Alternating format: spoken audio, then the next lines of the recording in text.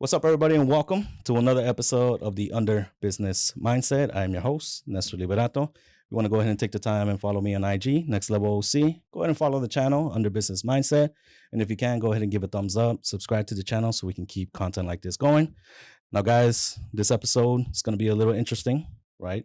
We're going to touch on a couple things, especially mental health. This one's going to be more mind, body, and soul. So if that's something that you want to listen to, you might want to stick around. Now, today, I'm joined with lovely ladies today.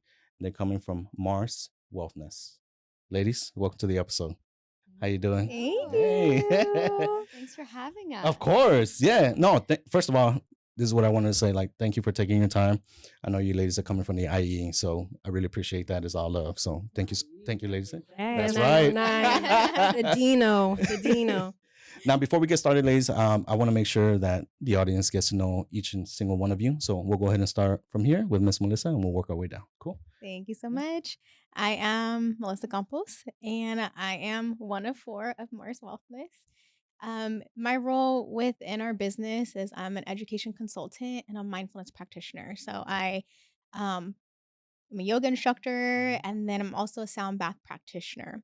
Okay. Prior to this, I worked in education. Okay. And I was a program specialist, training teachers, educators. Interesting. And prior to that, I was an intervention counselor. So working from our littles all the way to high school and now college level. And so within our business, now I have the capacity to work with all ages and teaching them mindfulness primarily and wellness. Yeah. And we'll definitely touch bases on that for sure. Yes. And then we have. Hello, my name is Mibui Lewis. She is the M in Mars, and I am the other M in Mars. Okay. That's why we have the S at the end. I love it. And by day, I'm an occupational therapist. I'm also a yoga teacher, a mindfulness practitioner. I mainly work in pediatrics. I love the babies. I work primarily in the schools as well. Okay. I've been in education my whole entire life. But yeah, I absolutely love what I do. It's very fortunate that I get to do what I love. And I don't think a lot of people get to say that. So I'm very proud of that. And again, we'll touch a little bit more about that as well. Perfect. And then we have. I'm Anika. I am the A in Mars. I love it. Yes. Originally, I am a yoga instructor. That's kind of how we met. I was their private yoga instructor, actually. The best. 8-9 years ago, a long time ago. And currently, I am a behavior analyst. I still teach yoga here and there, especially with our Mars when we do events together. But most of the time, I am a clinical supervisor. I work with kids that have autism. Oh, I have a couple questions for you. We'll get into that for sure. Okay. Yeah. And then last but not least. Hi, I'm Randy Kincaid. I'm the R in Mars. I'm also a mindfulness practitioner, like the rest of us here. I also do sound healing, or am a sound practitioner. And what else do I do? That's usually my by night trade. I like to say that's my by night trade. But by day, I'm a high school math teacher, and I teach in San Bernardino at a high school called Arroyo Valley High School. Shout out to them. All right, Yes. cool. All right, ladies. Well, thank you for the introduction. Now, let's get down to the nitty gritty, right? Now, to all you ladies, if you guys want to go one by one, or you guys just want to go ahead and answer. Mhm. So what inspired you to become a mindfulness practitioner, right? And then how did you get started with the Mars Whealthness? Well, interesting story is before COVID happened, we were looking, we got together and we created the business, but we wanted to open up a yoga studio. We even started looking at cost, everything. And then COVID hit and it completely shifted our plans. Yes. But it was supposed to shift our plans. At that time, I was not a yoga instructor and I wasn't a sound bath practitioner. During COVID, that's when I developed my skills. And after COVID, and I feel like we've grown into who we are today. And I don't know if anybody wants to add anything else. I think the question was, what made us become a mindfulness practitioner? What was that? You know what? First question I just thought, how did you ladies meet? Oh. Let's start there. You guys should start.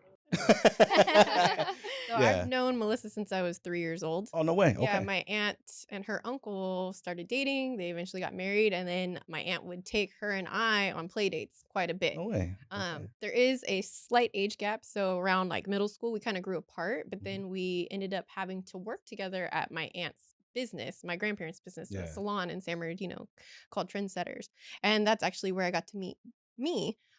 So we all ended up working together there, and from there, we found a yoga studio, a private instructor in Anika, and that's where Anika came in. Mm-hmm. Yeah, I had just gotten certified to be a yoga instructor. Okay. How old were you? I was 28. 19, 19, I think. Okay. Wow. I think you were 19. I think I was 19. You were 19. 19. And I had found this small wellness center.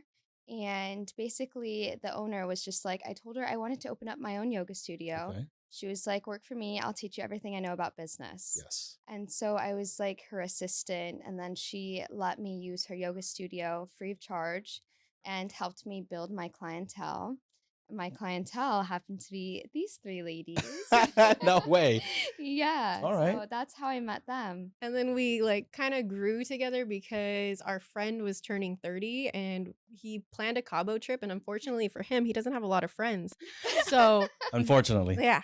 So he asked us to go. And of course we were down, and we had known Anika for a little bit. And we were like, you know what? She's cool. Let's see if she wants to come with us. And she did. And we ended up having a great time, hit it off. And like we could tell we all really meshed well together. So from there, that kind of sparked our relationship to kind of see that we were able to work together in not only as friends, but in the professional setting as well. And then I do want to add even meeting.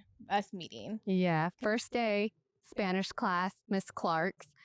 She sat in front of me because her last name started with a C and I was B. Yeah. And so I was like, she's shorter than me. Her leg dangles too.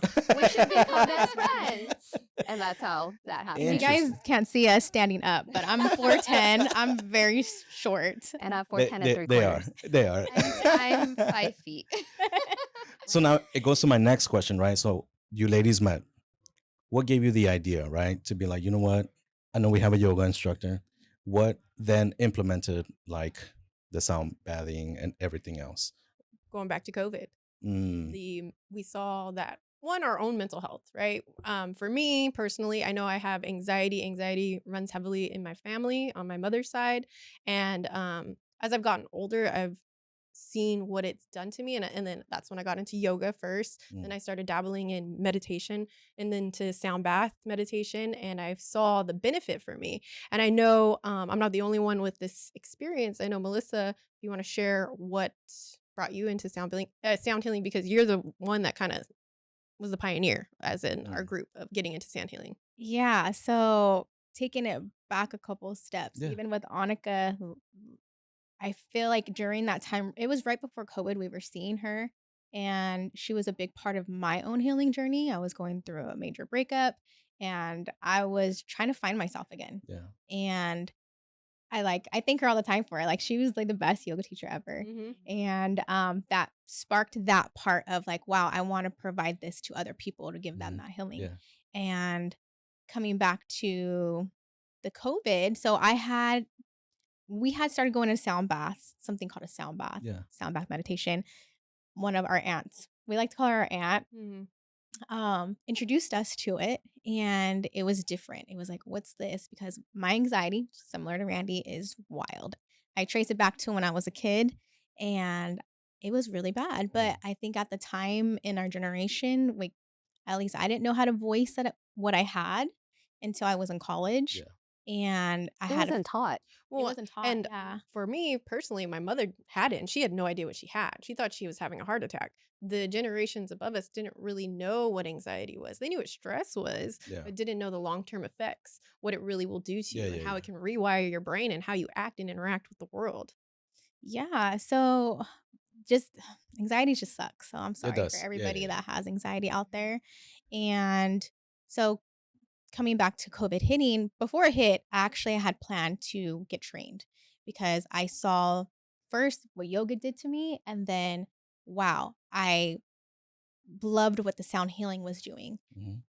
Had it planned out, ready to get trained. COVID hit. my trainer was like, nope, still come in.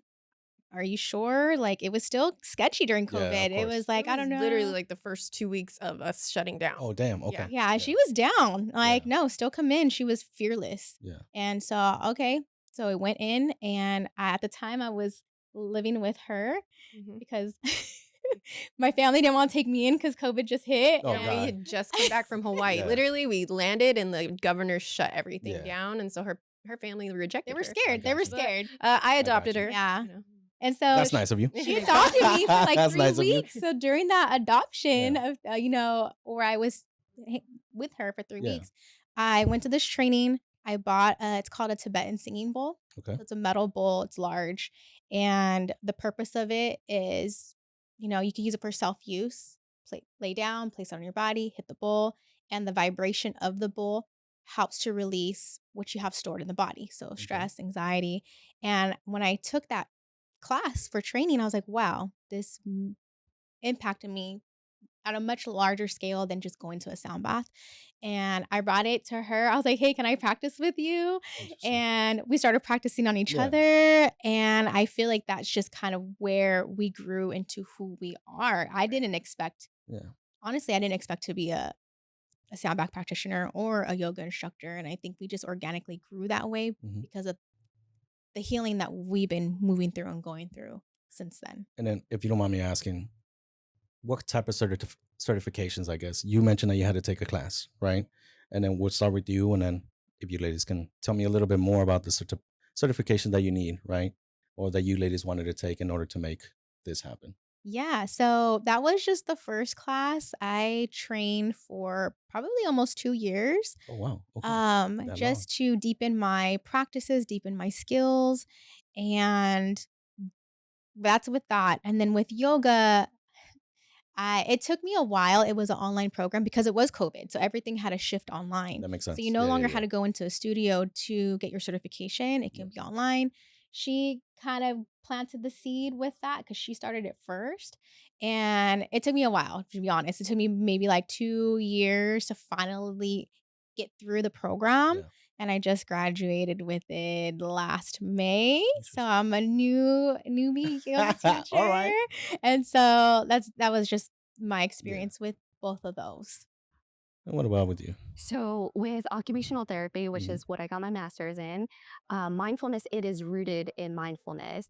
And when you work with pediatrics, work in the school systems, when you work in pediatrics, it's mainly medical model, and in the school system, it's an educational model, and all of that is very reactive. Whereas I was seeing like how the more time I invested in yoga, the more time I invested in mindfulness, it really helps me as a preventative and proactive too, because I was a ball of stress. I was a walking cortisol like person. I was so stressed out all the time. And I'm like, why? Why am I in a rush? Like, they helped me, like they put me in check all the time. Like, why are you walking so fast? I don't know. I just have to get there fast, okay? Stop asking me questions. I just need to get there.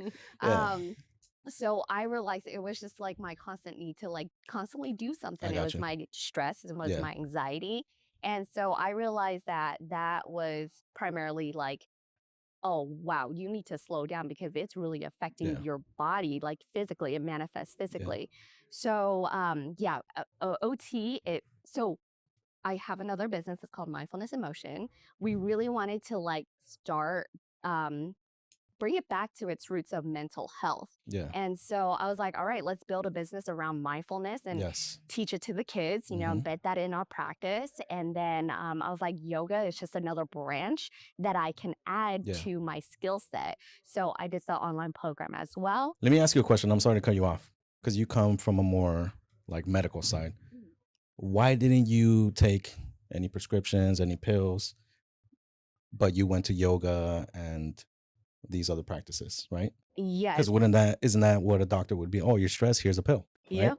I don't like the way pills make me feel. I got you. And like ancestry wise too, we're very much herbalist. Of course. And it's mainly because we're poor. And so like, you find herbs instead of having to go to the doctors and pay for pills.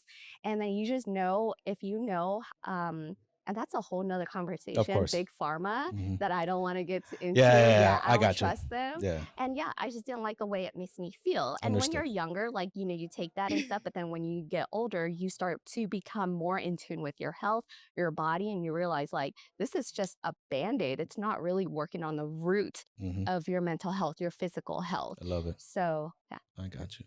And then what about Ms. Anika? I know you did the whole yoga, so how was that? Yeah, so I was 18 or 19. I can't remember the exact age when I started doing yoga. And I went to Guam and I was taking a yoga class at a beautiful studio of like huge window of just the beach. It was beautiful. Yeah. And I was in Shavasana, which is like the last pose of your practice where you're just laying there. It's like your meditation pose, best pose of yoga. And so usually you fall asleep for like 2 to 3 minutes. Okay. And I had a dream that I was teaching yoga. And I got up and I was like, yeah, I'm going to do that. And so I went back home. I took a yoga class and just like, I think it was just a sign from the universe, but a yoga instructor that she was actually the very first yoga instructor that I've seen. They took her class. She got me really into it. She was the one that said, we're doing yoga teacher training and I think you would like it. And I was like, I had a few $1,000s saved up. Sounds like a little bit at the time, but it was like exactly the amount that I needed. Yeah. And I was like, yes, I can see why you said it was the calling from the universe. Yeah, everything just happened in the right timing and like, yes. So I knew that this is what I needed to do and that I wanted to do. It just felt right. So yeah, it was a 200-hour teacher training. Damn. Okay. And like it feels so long ago, so I couldn't tell you all the details, but I was in college and that was just like the most important thing to me is like getting through that and teaching yoga. I had the biggest passion for it. After that, I started teaching classes like 30 classes a week, like a full-time job. Yeah. Yeah, I'd have like 8 classes a day. I worked at 3 senior homes 5 days a week. I had private clients. I had group classes. I just taught wherever I could until I kind of reached like burnout, which was 2020 during COVID. And I was like, okay, I need to slow down. And that's kind of when I got into the career that I'm in currently as a behavior analyst, which is definitely different from mindfulness and from yoga. But I get to work with kids, and I never knew that I even liked working with kids, honestly. And that's a whole nother story. We even haven't got into that. But long story short, we had all went out to Vegas, and I had a contract with the Rialto School District teaching yoga to the school staff. Yeah. And she was working at the Rialto School District and had a friend that was a behavior analyst working there as well. So she was with us in Vegas. I started talking to her about yoga and how I wanted to work with kids. I had worked with the Boys and Girls Club. I did a fundraiser with them. And then I worked at a high school. I was just working with kids a little bit. I got you. So we were talking a little bit, and she was like, I think that you should get into ABA, which is applied behavior analysis, what I do.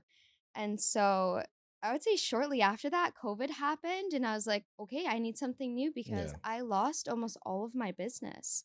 I went from teaching full time to like 10 clients a week, and it all happened so fast. I remember going to a senior home and like them telling me I couldn't come in, and I called my friend. I was like, I can't believe this is happening, you know? And I go to the next, whether it was like the school or a business, wherever I was going to next, and they were closed. And I was like, okay, like this is real. And yeah, so that was kind of like my segue. And yeah, so.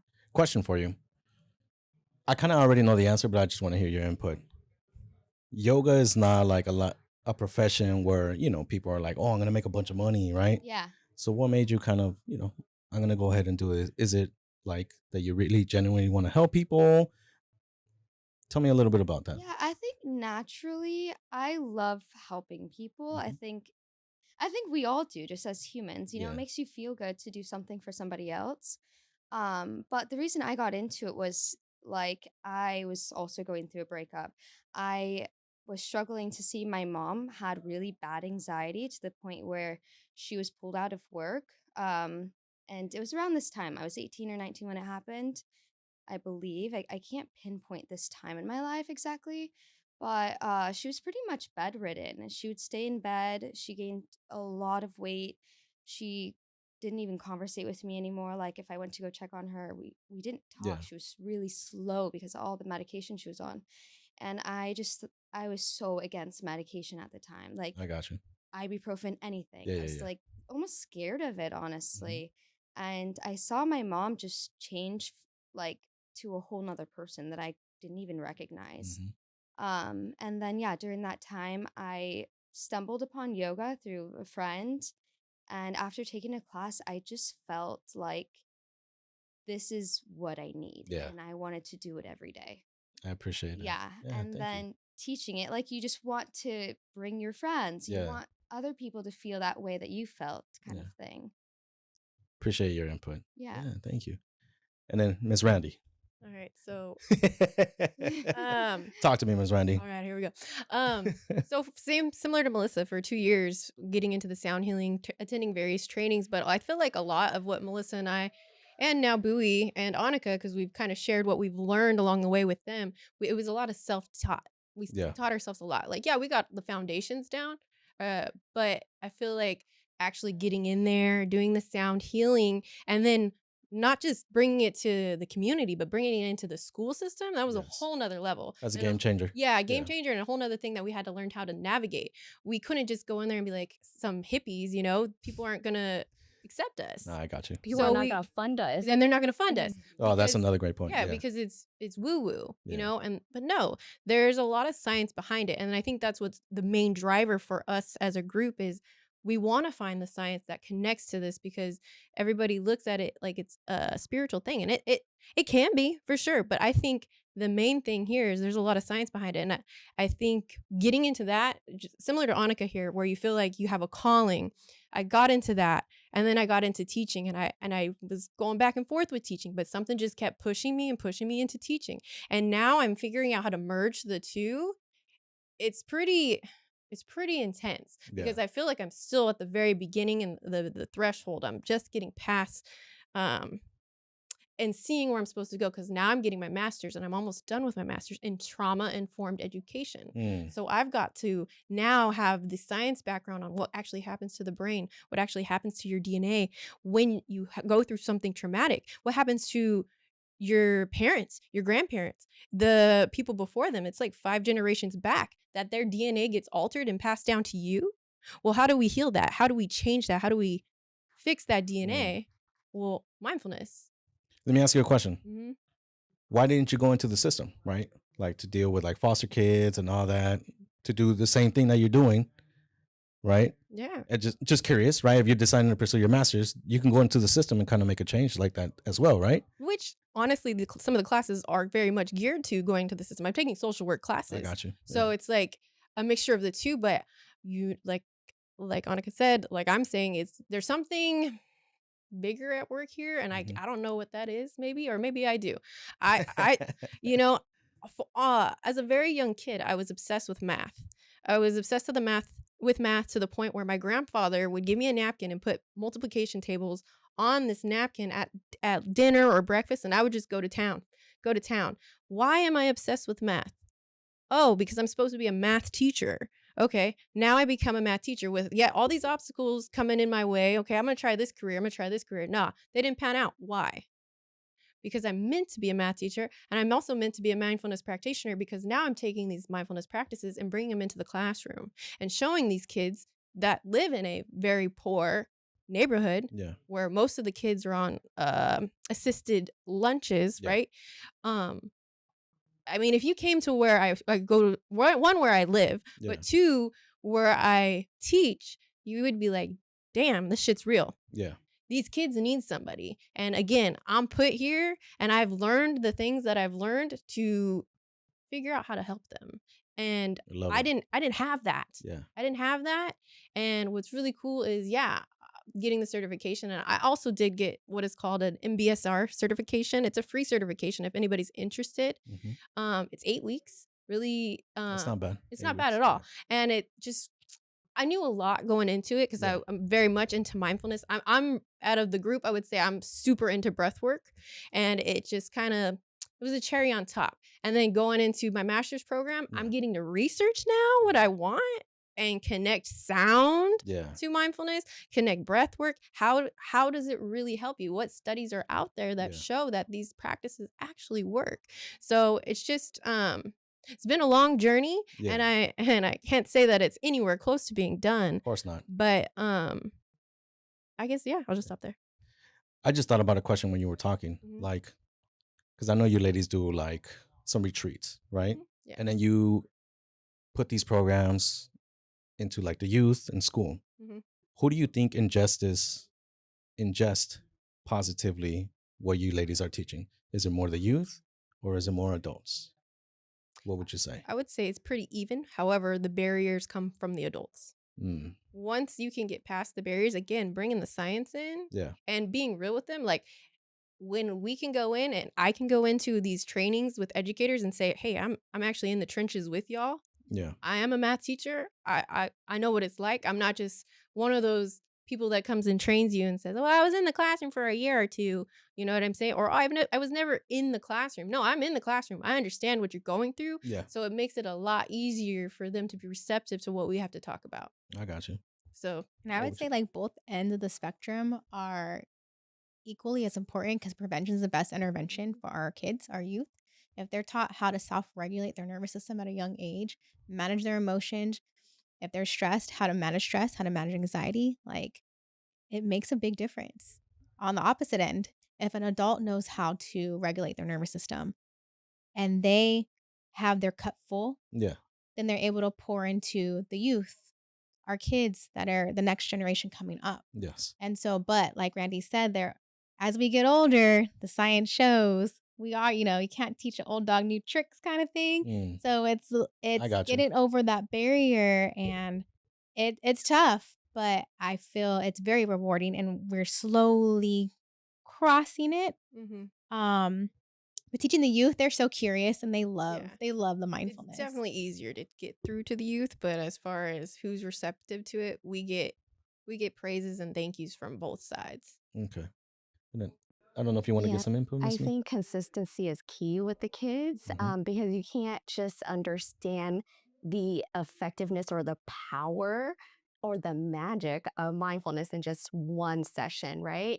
It's when we continue to show up and show them what it's about, giving them the experience. Like letting them touch the instruments, letting them understand their body, like educating them this on the science level. They love that stuff. I think as adults, we don't do our jobs in explaining things to children. Instead of, I think we're very used to, we're adults, we tell you what to do. No, let me explain to you why it's good. And so I think kids are super easy to work with.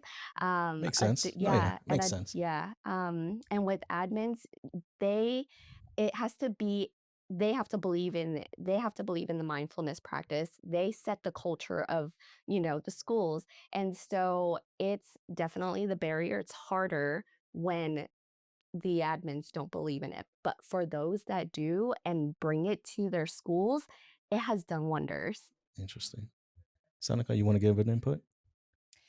I would just agree with them. Like it starts with the adults. Adults have to learn these things and then bring it into their classrooms with their kids. And we can't just teach the kids and expect them to go off and just use it every day. But if the teachers are doing it every day in their classroom, using the tools, then that will be the most helpful.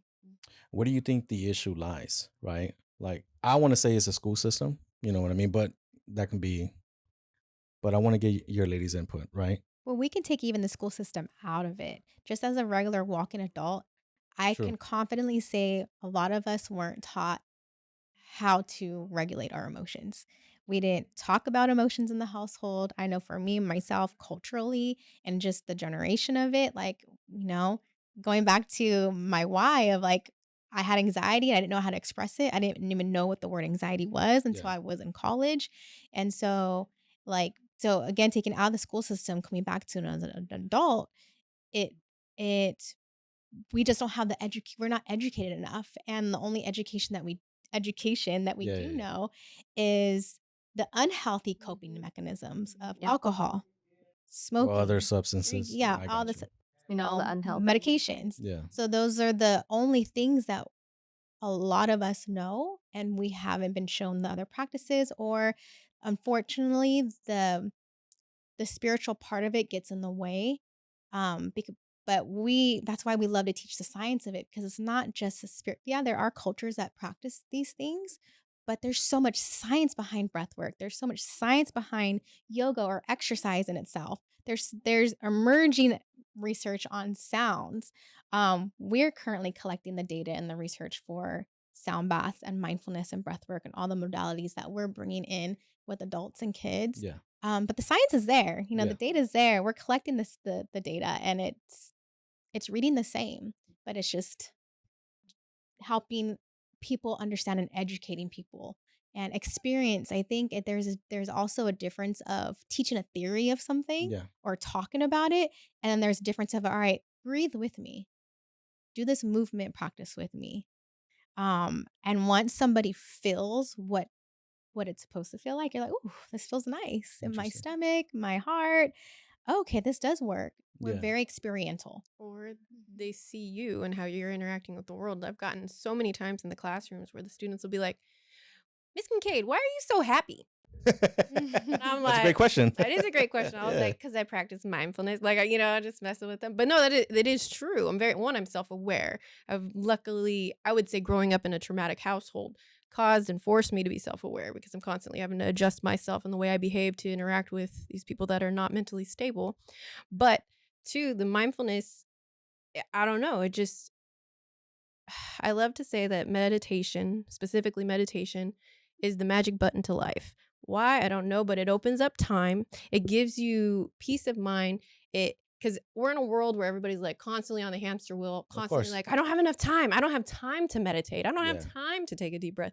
Yeah, well, that's when you need to do it the most. And once you figure out that cheat code, because this is a game we're in. Of course. Once you figure out that cheat code, I don't know how, but you get more time.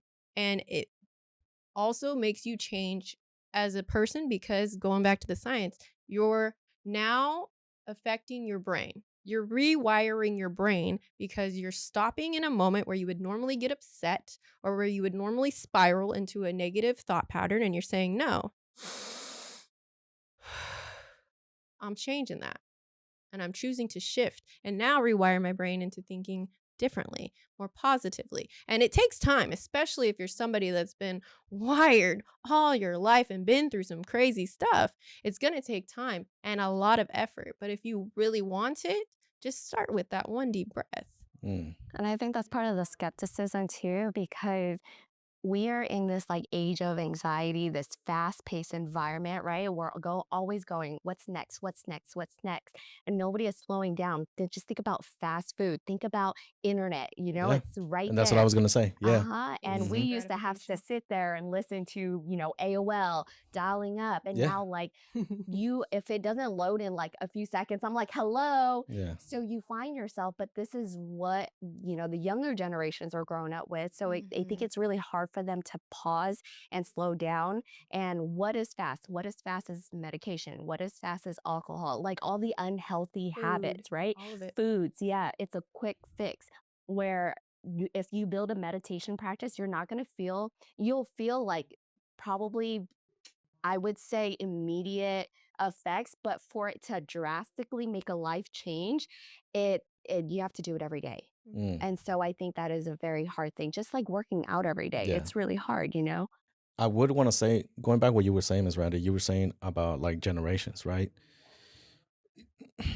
Because I grew up, in the Latino household, where all I learned was like, you got to work hard, save your money, you know what I mean? And get married, get a home. And we never talk about mindfulness. We never talk about any of that stuff, right? And again, what we were talking off camera was, I'm not used to speaking my mind, because I learned to just hold it in.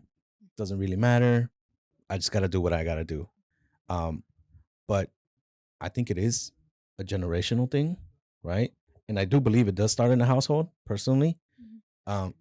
But how difficult would you say, ladies, like trying to get that in the household, right? Like, yeah, you talk about the parents, cool, but how do we attract the parents, especially you, Miss Randy, since you're with the youth? Like, how are you able to attract the youth and be like, hey, you know what, like, bring your parents, let's talk about this? Do you give them something where they can take home or a food for thought to try to attract either the parents or the youth again?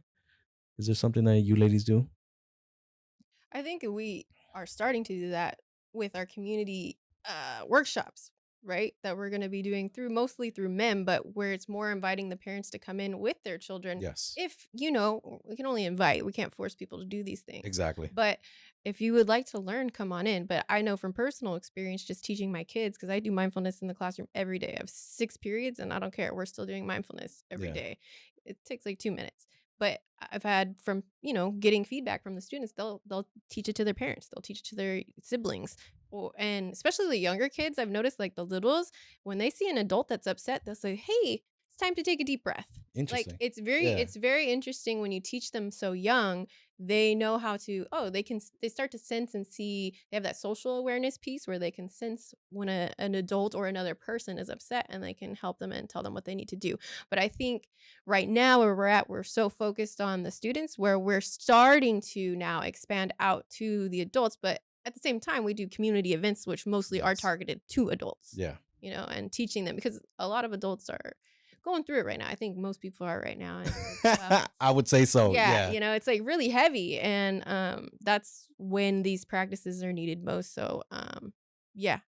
I can agree with you in the sense of I can relate. That's the better word. I can relate to you, where it's like none of this was alcohol was the coping mechanism choice. Yeah. That's just what it is. And on my mom's side, very much was, and that is my Mexican heritage, comes from my mom's side, and it was all alcohol.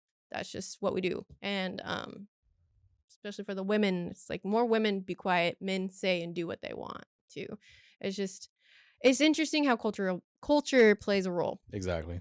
And then I also want to add to, because we are so involved in the school system, it just depends if we're invited for the family nights. And then there's already such a low attendance for family nights or family engagement already. Isn't that crazy? Mm-hmm. Yeah. There's it goes back to they're so busy. Exactly. They're so busy. They're trying to make a living. They're especially my demographic. Yeah. There's single moms out there working 2 jobs. And then there's my student staying home to take care of their 3 siblings. Where's the time for this kind of stuff?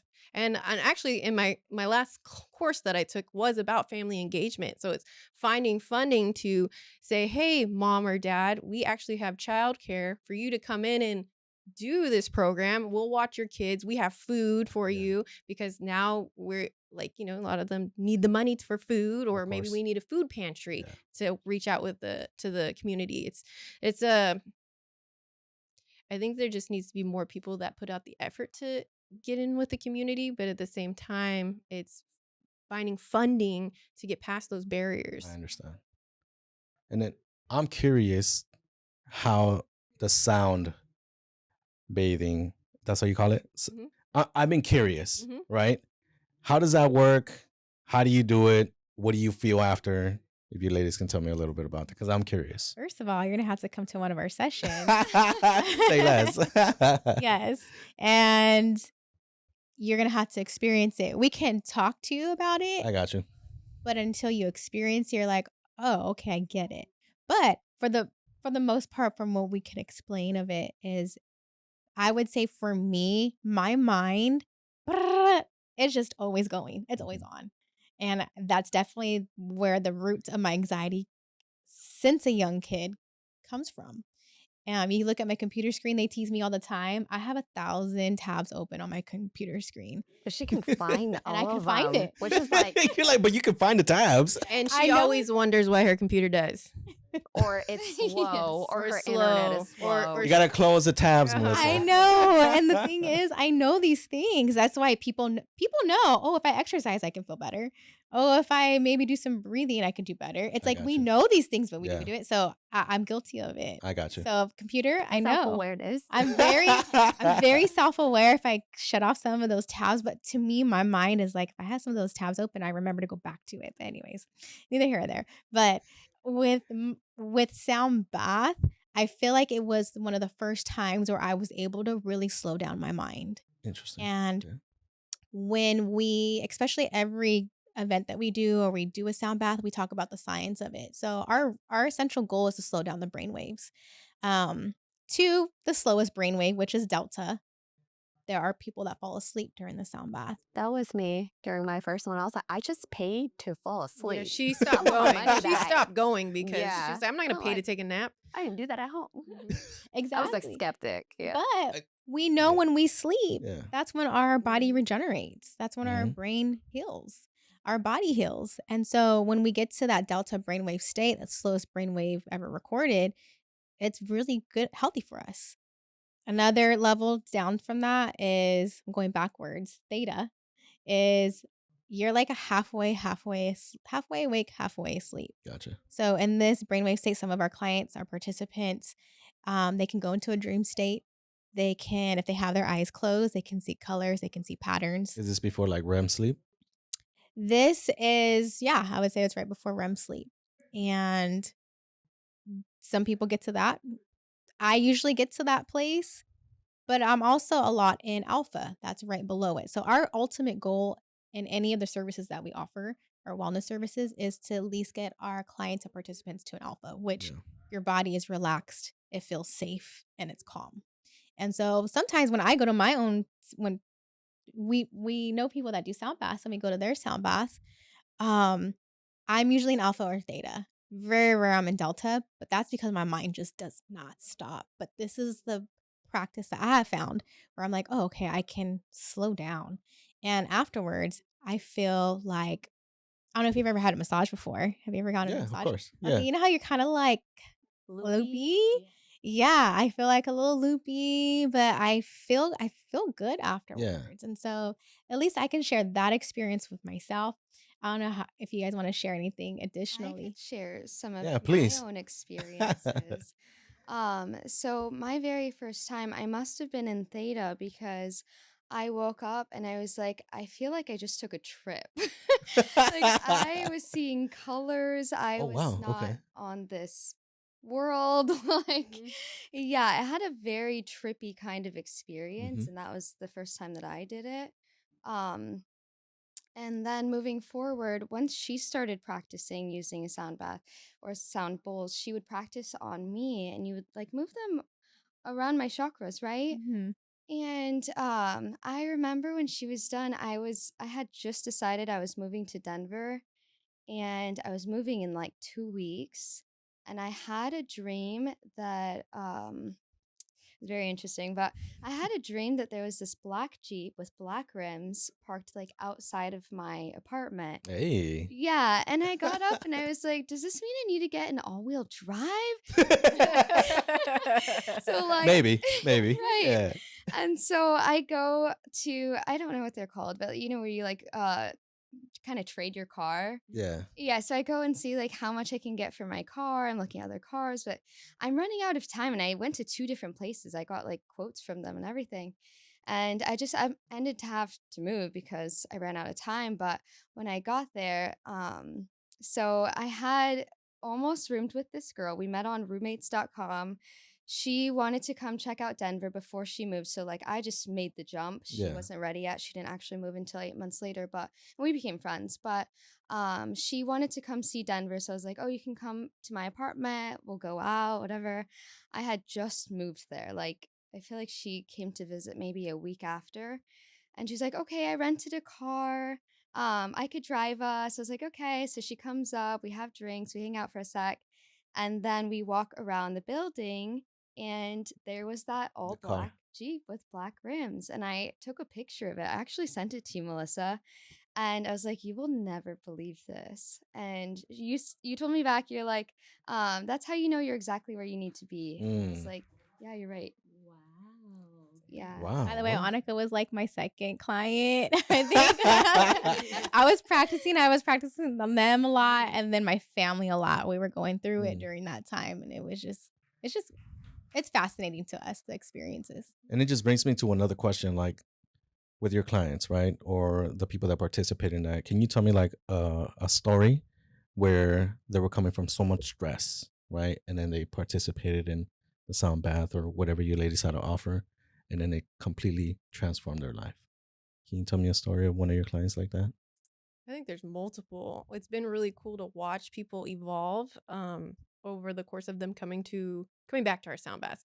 Usually the first time we had this one music teacher, highly skeptical of what we were doing because there's no like rhyme or reason to what we're doing. I got you. We're just no like, oh, I'm mixing this note with this note to make a chord. Like we're just kind of freeballing it in the sense where we just kind of go and flow, and we get in a flow, and we're like, oh yeah, we just vibe. Yeah. And so she had a real hard time adjusting her first time. She was like questioning it. We like saw her flipping back and forth. Like she could not get comfortable. And we've seen that in multiple clients. Which, to give you the vision, usually in our sessions, people are usually laying down in yoga mats. I got you. Okay. So like in like a resting position. Like they're gonna take a nap. We don't bring a blanket, pillow, eye cover. Get comfortable. Damn. Okay. Pajamas or comfy clothes. We want you comfortable. Sounds like my kind of session. All right. Cool. Yeah. Super relaxing. So once she got out, she asked us a ton of questions like, why did you do this? Why did you do that? And we're just like, oh, we're just kind of flowing, you kind of just let that go. There's no structure. And I know as a teacher, and now you're a music teacher, you want that structure because you've been taught there should be structure. And so the next time she came back, very less fidgety, more relaxed in her presence. And now she's come to multiple sound baths for the last couple years, and I feel like she's a whole new person. She's super relaxed, kind, calm, reflective. I feel like she's having a lot more positive things happen in her life, or if there is a difficult situation in her life, she kind of knows what to do. So it's been very cool to see that transformation. I've seen it even with my mother. If she comes consistently, it really helps her anxiety.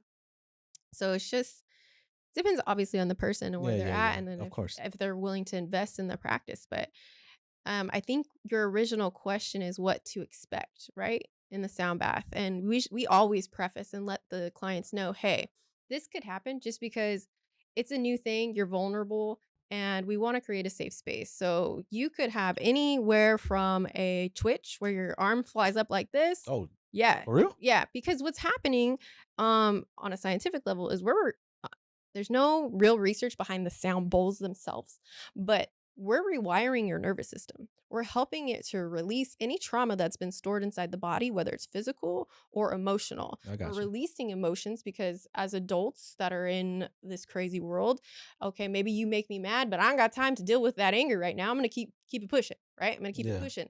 Well, the sound bowls, the breath work, just sitting there and being mindful for a moment allows you to actually feel those emotions and process them and release. So sometimes when that happens, you have an actual physical reaction, which could be a tingling sensation. You could feel hot or feel cold. Again, that's your nervous system coming online to rewire itself and to begin to heal.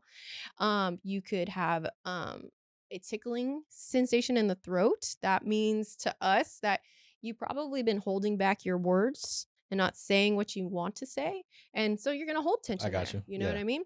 And then, or you have an actual emotional response and you cry. You cry because you. How often does that happen? Curious. I would say one person at least every sound bath. Interesting. I love it when they cry because that means they have She likes to make people cry. You just heard that, right? Well, and then I'm curious. Is it more men or is it more? Oh, hands women? Down, way more women. Okay. When we do get a man in there, we usually thank them and say, like, it's not easy. Yes, I was gonna say men to come into this space, especially when you're gonna be surrounded by women. But we like it because it encourages, hopefully, more men to come in because they need it, and it's not like we're like come in to cry, just come in to feel, to be vulnerable, to heal. And if like there are male practitioners out there. So I would encourage men to go out. If you don't want to be in a space with women, then go find a space with men, because there needs to be more spaces with men for you guys to feel vulnerable, but have that vulnerability in a male presence, because it's way different, I would say, in a female presence. But going back to, again, the sensations that you might feel, some people do get like a panic comes on, if like anxiety, because they might have a flash of a past memory that they've been repressing, and it makes them anxious. So we always like being trauma informed, we let them know, like, please do whatever you need to do to feel safe. So if that's just opening your eyes or taking a deep breath, or if you have to sit up or even drink water or exit the room, do whatever you need to do. And you learn that in the MBSR program that I took. But at the end of the day, we tell them it's super easy. You literally just lay down and listen to sounds, but you will feel a significant difference. Like I had one on Monday. I had a private sound bath on Monday. I had a rough day. It just so happened that I already had that sound bath booked, and I just literally fell asleep, but it made me feel so much better. Just so much better, because it allowed me to come present and say, okay, I'm going into this with the intention of feeling better. Yeah. You know what I mean? And if you have great practitioners to guide you through it and know what they're doing, that also plays a significant factor in your healing. Like, see, when I first heard about like the sound bathing, in my mind, I just thought about frequency. And that's because people release frequency. Okay, going back to that, we are playing bowls that resonate at different pitches, different hertz, different frequencies, and the different musical notes. Makes sense. Makes sense to target. If you want to go on the spiritual side, the different chakras. If you want to go on the scientific side, we're targeting different parts of your nervous system. Some sounds resonate more in the head, some resonate more in the throat, the chest, your solar plexus, and down. But usually we're playing all of these notes. Yeah. So that way we're hitting every part of your nervous system, because we're trying to help you heal. And there is some research on sound and frequency that it's now starting to come out, but that's why we're taking our own data to see what people feel after they leave our sound baths. And always, they feel better. They feel less anxious. They feel less stress. My students, they think it's crazy the first time, because I usually do like 4 or 5 sound baths a year where Melissa comes in and does it with me. And I always let them know, like, I kind of slowly introduce them to the instruments, and then we do a sound bath. And I always do a short one because they start laughing. They think it's weird. But then they start to feel what it did to them. And then they're like, hey, Miss Kincaid, when's the next sound bath? Students that I had from prior years are like, hey, Miss Kincaid, can I come in for that sound bath? They know and they sense what it does for them and how it makes them feel. So it's just being open and being curious and willing to try it. I love that. And I know, Melissa, you wanted to say something. Yeah, I wanted to add, if someone has went to a sound bath before, please try a different practitioner if you didn't connect with that first sound bath, or try it again. Similar to not a lot of our clients, but some of our clients, where they were like, no, I'm going to try this again. I'm going to try this again. And then they started to reap the benefits. Every individual is very different, and every experience is different. Every practitioner is very different. And so just our recommendation is try it again, but also, sound bath isn't the one all be all. No, I get you. Find what's going to work for you and your nervous system, as long as you're doing something. And even though we do these practices, we still go through our mental health issues. Oh, yeah. It's not, life is not easy. Yeah. And so, but how can we, now we have the tools to help at least ride the wave a little bit easier, but we also don't want to make that impression that this is the magic wand that's going to fix you, This is just like one tool. Yeah, exactly. Mm-hmm. Yeah. And then going back to the clients, the question about clients, we get a lot of like, hey, I use this breath work, or hey, I use this tool, because it's not just sounds that we do. Yeah. We teach them breath work, whether it's 3, 2, 1. She does the Wim Hof breath, which is like probably 10-15 minutes long. It's a whole series of breath work that we do, and we rotate them at every sound bath. We teach them movement. We teach them how to stimulate their vagus nerves. So it's a lot of tools in that session as well, on top of the sounds. So when clients come back and say like, oh, I've added this to my toolbox, this really resonated with me. And sometimes they tell us that I'm not going to do that. Like, that's not me. And that's totally cool, because it's just one tool. Exactly. Yeah, to add to your toolbox. Now, I'm curious, if somebody wanted to go, right, to one of your sessions, like, Is it cost friendly? Do they need a membership? How will they go about that? Curious. So we have a couple options. We do private. So we do private one-on-one, private duo, private group. Um, but we also do community. Community, we try to make it as cost effective as Of possible. course. So we do a sliding scale. And so we have our base cost, and then we have a tier that's right above it, and then a tier that's right below it. Mm. So for the tier that's above it, it's those that can afford it and can help the lower tiers. And then of course the lower tier, they're getting supported by Yes. those that can support a little bit more. And so we try to make it as cost efficient as I possible. love that. But also knowing that, having to sustain as a business Exactly. and try to, and it's not only, because we do our community events once a month, but we're trying to really spread this to more individuals. And so that's going to help us sustain to really spread this out to the world, essentially. Yes, exactly. And then once every season, we try to do like a community event where we open it up to our community to just come and experience it. Donation based. Yeah. And then do you ladies already have a spot, or do you like rent a spot here and there? How does that work for you? We do pop-up. So right now, one location is in Rancho. Shout out Ken Poe and Charlie. Shout out. With the martial arts studio there. Yes, in Rancho Cucamonga. And then I have my other business. We have a brick and mortar space, and we had spring break for the last 2 weeks. So we were in there like Cinderella, like scrubbing and cleaning and organizing. So now it's like we have floors now that people can lay on. Before it was just like cement. No, I got you. So yeah, and It was like a warehouse. It was a warehouse. It was cold. So yeah, now we have like an actual. It looks like a yoga, like calming space. So we're gonna do more of our events there. I love that. Yeah, so we try to connect with, even previous to this, we've connected with other small businesses and we work with them. We rent the space out from them because it is once a month, and it's more of, I would say our primary is working in the education system. Right. And then part of the side of the business is doing those community events. So if we can support other small businesses, then that's the best scenario. Eventually, maybe one day we'll have our own brick and mortar, but right now this is what's working for us. And to answer your question a little bit further, we also work in education. So when we bring sound healing or sound bath meditation to school sites, it's usually working with whatever budget they have. Yeah. So we might go and present an offer, like our starting price, and they're like, we don't have that kind of money, but we have this. And usually we're like, okay, we'll work with you, because we ultimately want the people to experience the service. We know it's going to help them. Exactly. And in education, they will always find the money if they believe in what you do. So we like to, even if we're taking a loss doing an event, we're, advertising essentially our business and who we are as a business. And so that usually we like to advertise our service, get them hooked, in a sense. And so they will find funding for us. We've been asked back at school sites where, they're like, hey, we found extra funding. Like, can you come back? I think my favorite one that we've done has to be the alternative school. Yeah. It's a school for all girls. And it's pretty much out in LA. Yeah, out in LA. They do meditation there. It's part of the curriculum.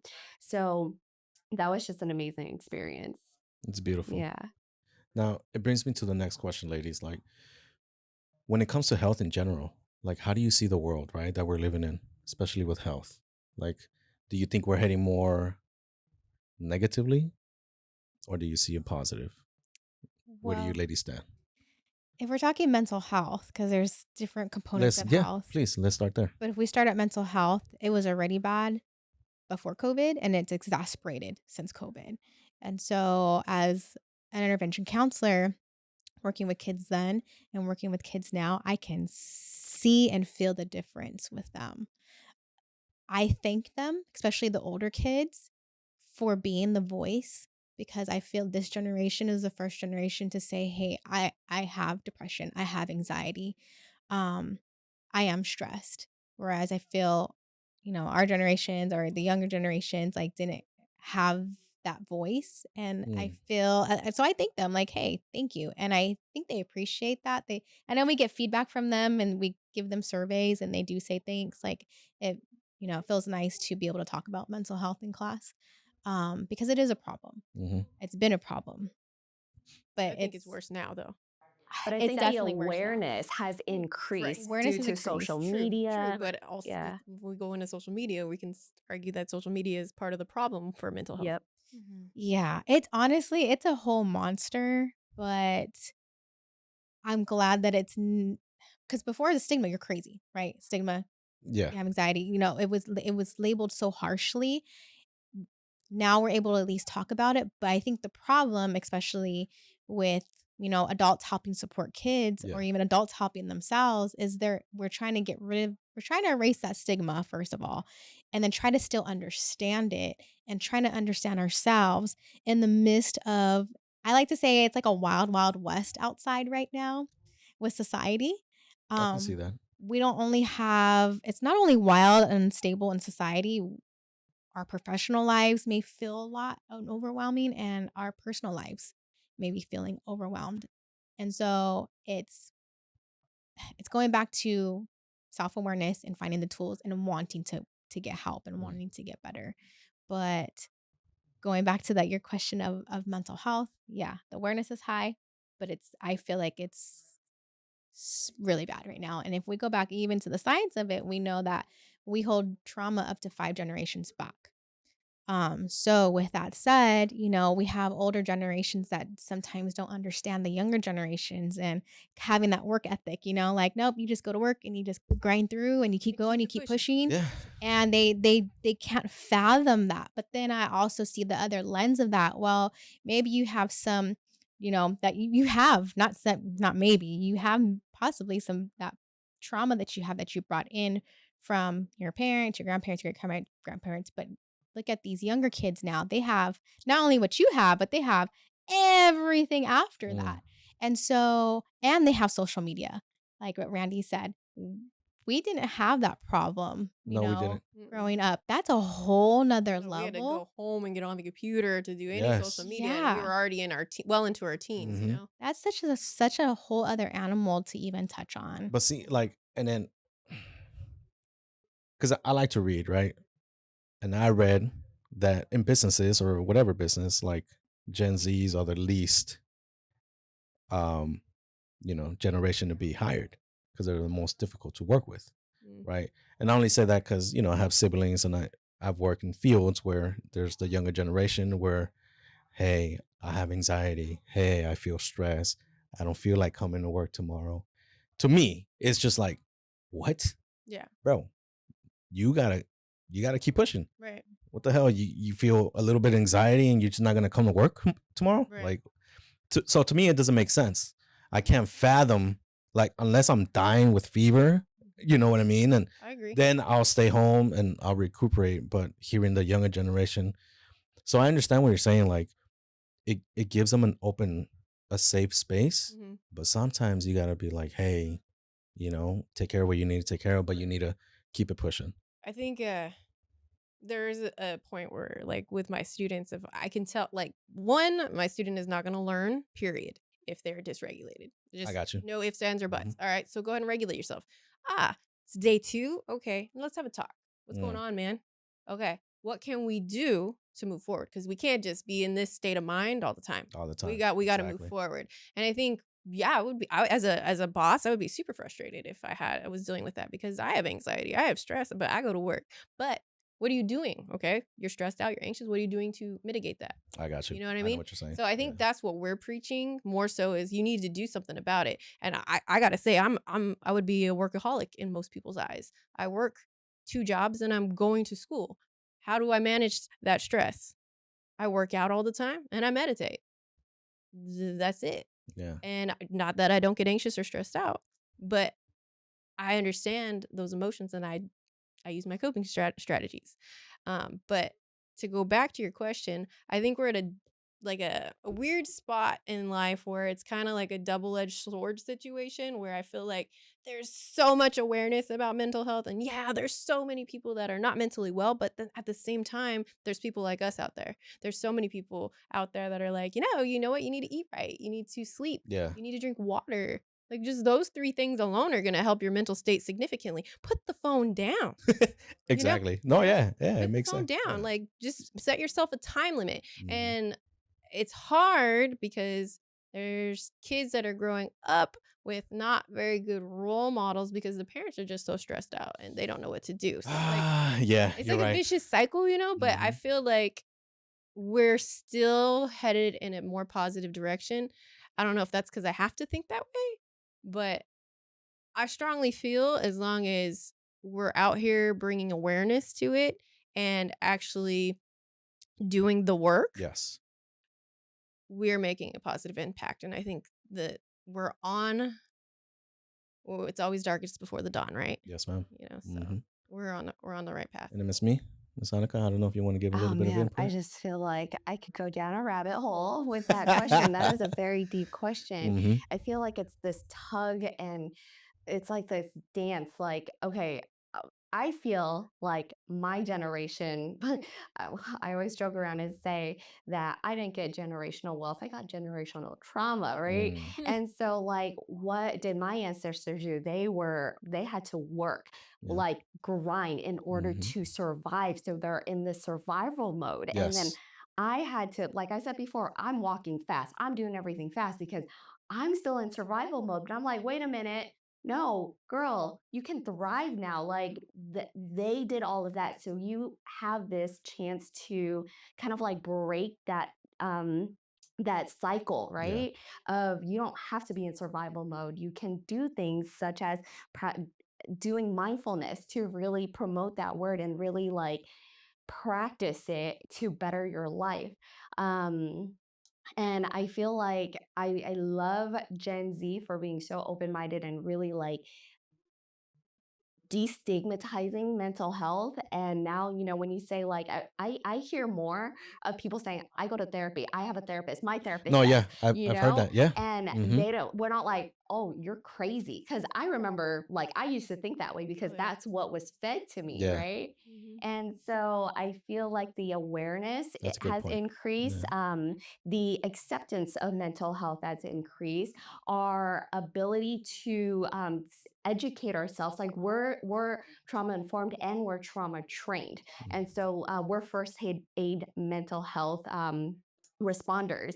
And so I feel like yes, what you said about Gen Z, but it's also like, okay, you can't have this victim mentality and use that as an excuse. What Yeah. are your coping There strategies? you go. How are you helping yourself? Yeah. Instead of going, checking out, going on social media, like you said, Mhm. what are your healthy coping strategies? I think our generation is the bridge for We're the Gen best Z. generation. Yeah. No. Well, hey, wait. Yes. Just so But the I'm world knows, millennials. like, we do have a Gen Zer in the room. So I thought I'm a millennial. I think Pluto she's is like bad. on the Borderline. border. Okay. Yeah. Well, let us know your. Well, I'm perspective. 31 and I know I'm a millennial for sure. Oh yeah, you are. Yeah. Yeah. I'm 28. You're a millennial, I think. Yeah, I think so. Yeah, I think she's you're on right the at the cusp. border. She's Yeah. a 0-degree. But we accept her in our. Oh, okay. Technically. If we were going, we're kind of nerds and we're into like astrology. So if we're going in astrology world, she is technically a Gen Zer. Oh. But But you want what do you want to be today? You have the option. it's up to you. Well, you guys have always said I'm an old soul, so You are, and you I feel have- like I'm a millennial. And you have the work ethic like we do. Yeah. Mhm. Yeah. And then I would like to get your input. Mhm. What was the like- question again? Yeah. Yeah. So like with the whole with health and with the Gen Zers, like where would you say mental health Mhm. and the health is in general with the world now? Right? Yeah, so I would agree. I think we're going in a positive direction. I think it starts with awareness, and people are definitely more aware, but I could Yes. see the problems, like you said, of like, I am a clinical supervisor, so I see those emails every day of people calling out, oh, my mental health, my anxiety. They're not using the tools in their toolbox. But I think that as like a manager, as someone that is overseeing a clinic, Yeah. what my boss does is allows us 1 day of work from home a month. She's very like receptive to the things that we need, and I think we need to speak out if we do need those days. And I think that a lot of times, even now, when we're looking for a job, we're looking for jobs that do offer mental health days and do care about your mental health. That is something that is important now. I love that. I love that. I didn't know she did Yeah. that. Yeah. And not sending emails past work time, that's, Yeah. Yeah. it just depends on the When call. I go on vacation, my team's notifications are off. Like I definitely have my boundaries, and when I was younger, I didn't know what anxiety was. Yeah.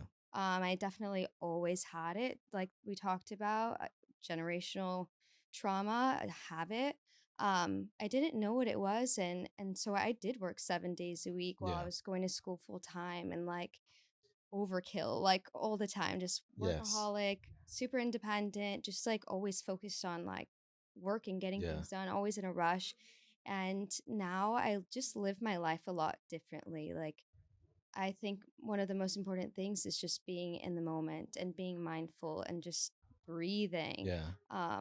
Just noticing where you are and being more like in a positive space Yeah. of just being grateful for this day, where we're at, like, the people that you're surrounding yourself with. I'm definitely just a lot more positive. I love that. You just made me think about when I was going to college. So when I was in college, I was taking 4 classes. So school started for me at 7:45 in the morning, all the way until 2:30 in the afternoon, and then I had to drive to my work in Laguna Beach from 3:30, and then sometimes work at 11 or all the way until 12, sometimes 1 in the morning. Then I had to get home, do homework, and then get back again to school at 7:45 in the morning. And then I had my daughter then. So, and then I started thinking like, then what the hell was I doing to cope with and then so I was drinking a lot. I Yeah. was smoking a lot. Oh, And same at I that I age. just thought about it right now. Like I was just like, damn, what the hell was I doing like to cope with all that? I was just drinking and smoking, Same. you know. Yeah, and it just goes back to that anxiety. Like you have anxiety, so you drink, and then you get more anxiety from drinking. Mhm. I haven't drank now in like 9 months, and a lot of it had to do with that Congratulations. anxiety. Like Yeah. it was just so bad. I could not control it. Even with all of these practices. And I found that like when I stopped drinking, I was able to just be more present. Yeah. I was able to use the tools in my toolbox more There you go. effectively. It definitely just changed my life. And so I do plan to drink again in the future, but I needed some Take your time. yeah, I needed some space to like Yeah. to learn Yep. this and to grow from Yeah. that. And I think you've discovered how strong you are too. yeah, Mhm.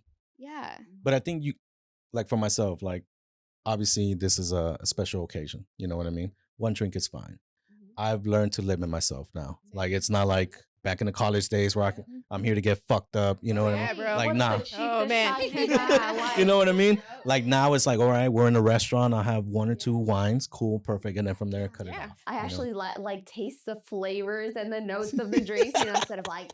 Yeah, now I can enjoy it, right? Instead of just like drinking until I pass Swirly. out. yeah. No, I get you. Which we have similar to you is we came from a party. To be truly brutally honest, we did not want to start a yoga studio first. What did we want to No. start? A Wanna bar. start a bar. A bar. Well, lo and behold. This was what, like in our mid-20s? Yep. We We would were- go to bars and be like, oh yeah, this.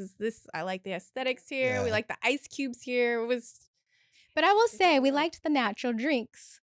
Oh yeah, we wanted fresh ingredients. Fresh ingredients. We wanted top tier ingredients, Yeah. but it's just been fun and interesting to see how we've evolved into Yeah. where we knew at least we wanted a business. Oh my together. goodness, that was funny. I don't know. I think just based, I think all you guys kind of, when you guys met, the background, especially with you, Ms. Me being in the more medical side, Mhm. I think kind of just sparked something. And you're like, you know what? Let's kind of go more wellness. Let's go more mindfulness. Let's go more that positive side. And I think when you ladies kind of met, then you're like made that final decision and decided to do more positive instead of doing that bar Oh yeah, idea. totally. Yeah, 100%. It Yeah. evolved to what it needed to be. And Exactly. What it was supposed to be. exactly. I couldn't see myself owning a bar right now. No. Like that's not who I am. That was me 10 years ago, even 5 years ago. Before, honestly, right when COVID hit, before COVID hit, we were drinking a lot. Yep. Ooh, I was a That's how we wild coped woman. with life, you know? Yeah, Like, exactly. why? Like, Wild woman. work, like, I could say I'm a workaholic. Mm. And I have to, I think we all remind each other we're such a great support system for each other Yeah. to slow down. This business truly helps us slow down. When we work with our clients and we do our community events, we're like, thanks guys, like this is for us too. And so it's evolved to what is, thank you COVID. That was like a positive because it literally slowed us down. No, and I saw COVID as a positive thing too. Obviously, when jobs, because I was in property management, I'm still in property management, but yeah, I was furloughed, and then from there, you know, the money was coming in because of the, you know, shout out to the president. Yeah. And then I decided to pursue my business, right? So it was a positive thing. I dislike that we had to stay indoors and wear the mask and Oh, do yeah, all for that sure. stuff. Cool, whatever. But overall, it kind of made me think like, damn. So if I work for an employer and they can fire me at any time, then that just kind of made me think like, oh, then I need my own business. And that's how, hence, all this started and everything else. But one more thing I want to ask you, ladies, before we're done is, what is a message that you want to give to the world, right? What is a message that you live by? And then we'll start with Miss Randy. Dang. Okay. I know it's deep, right? I had a joke. We're gonna edit, right? Yeah, of course. Okay. Alvin, make sure you edit this. Yeah. Get a prenup. Okay. But no. But on a serious note. Seriously, can you repeat the question, sir? What is a message that you would like to give the world? The world, you know, I think it's just holding out hope that things are going to get better. And you have to have that belief. If you don't hold on to something positive, then we're all doomed. And it has to start with you. You know, it's like, you know, just like MJ said, I'm starting with the man in the mirror, baby. That's right. You got to start with yourself. So even if it's just one little thing at a time, just one simple deep breath, or starting to recognize or see yourself in a different light, you just got to start somewhere and know that people will support you. People will support you. Yep. Miss Anika? I have a few thoughts, but I guess like focus on your own energy and your own frequency, and like raise your own vibration so that when you go into a room, you raise other people and you make other people feel good as well as yourself. Also, just be present and try to focus on the positives in your life because there's so many. Exactly. I love that. I love that too. I think being present would be my main one, that I try to stay present because, you know, you have no control of yesterday and you have no control of what tomorrow brings. So I think being present is what I live by. And I recently picked one up from this video that she showed me, but this girl talks to AI. Yeah. And I think the quote was, knowing and allowing replaces striving and doing. So knowing and allowing that you are going to be successful, knowing and allowing yourself to be the best version of you, knowing and allowing anything replaces striving to be successful or striving to do certain things. So I think I want to live in that state of just knowing and allowing that, you know, good energy, good manifestation, knowing that I can do that. And I think I love that. Thank you. What about you, Melissa? Be kind. Oh, that's a good one. So simple, but so powerful. Simple, powerful. But it has to start with you. Similar like what echoed in the room is you have to first be kind to yourself. And once you're kind to yourself, you're even able to bring out your authentic you.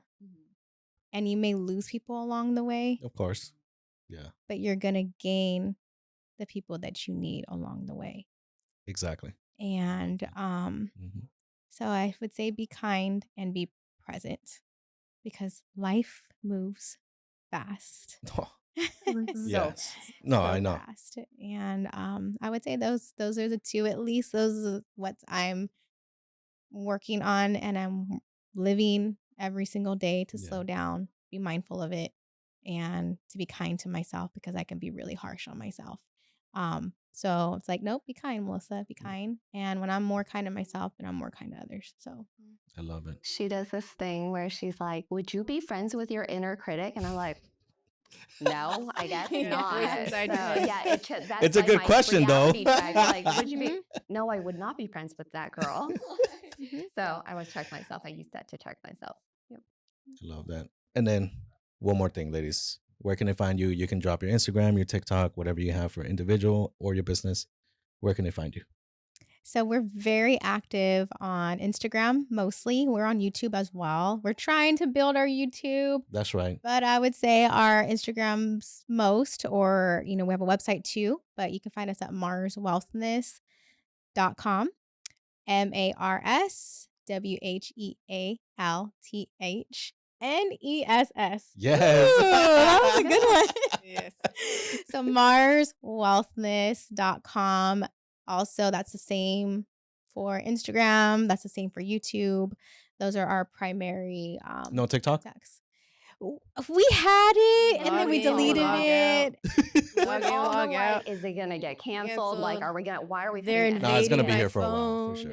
like- Yeah, no, I get you. So, And then- I mean, it's existed, It exists. but we don't pour into it. We probably should be better at that. And then we also have Facebook too that attaches to Instagram got you. naturally. Mhm. But I would say our biggest would be Instagram. And it's up to you if you can give your personal Instagram if you want to. It's up to you, ladies. Primary is Mars, but that's where you can find our community events, what go. we're doing in the school system, what we're doing in our private lives. That's definitely And something. then our website, you can subscribe. Yeah. Perfect. And We'll email you. And usually our events are we do seasonally. So every season we launch our schedule on where we're going to be. And like that was mentioned earlier, we're either in Rancho Cucamonga or in Redlands in the Inland Empire. Yeah, But you of ladies need to course, do something over here in Orange County. Yeah. When the calling calls, we we definitely do travel Yeah. too. Yeah. No, yeah, So- of And course. we've done quite a few professional developments out here for Orange County Department of Education. Oh, there you go. So yes. we've actually been pulled out here more and more. Melissa more so than the rest of us, but we have definitely started infiltrating. Yes, I come out here Love that. every Wednesday. So There you go. Okay. Anything else, ladies, that you want to input? No? All right. Perfect. Well, we're going to close this out, guys. I really appreciate you staying with this episode. Again, mindfulness, mental health is very important. Give it a thumbs up. Go ahead and subscribe. Go ahead and follow the podcast, Under Business Mindset. Go ahead and follow me, Next Level OC. Go ahead and follow the ladies. Everything will be in the description below. And then we'll catch you guys in the next one. bye. Bye.